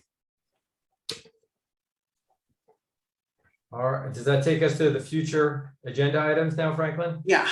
Okay.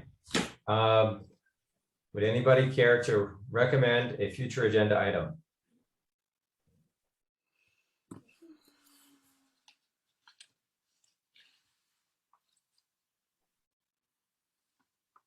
Okay. Hearing none, I think move to setting a meeting date for the next board meeting, noting that a month from today, the 6th of September is actually Labor Day. We meet the second Monday of the month, so September 13th is our next meeting. Oh yeah, perfect. And then did you guys all get your letter from Allison? The email from Allison? She sent a letter? They told me that you guys were all sent something from the city manager. Okay, doesn't sound like you did. So okay, so everybody come to the August 18th city council meeting. They're supposed to have a discussion of City Hall. So if you're able to attend, please attend. And then I'll send out an email to you guys to remind you. And then hopefully in September, the Mark Levine's office is going to bring the check to present to City Council. And I want to let you guys know when that happens so you guys could be there as well. So that's huge. Awesome. All right, so we're set for second Monday in September. Mm-hmm. I think that concludes us. Motion to adjourn. Okay. I move to adjourn the meeting. Okay. Heck, I'll second that myself. Thank you, Franklin, as always, for your tireless work. And thank you to all the members of the board and to the community. Thanks, everyone. Have a great evening. All right, take care. All right. thank you. Bye, everybody. Good night. Bye-bye.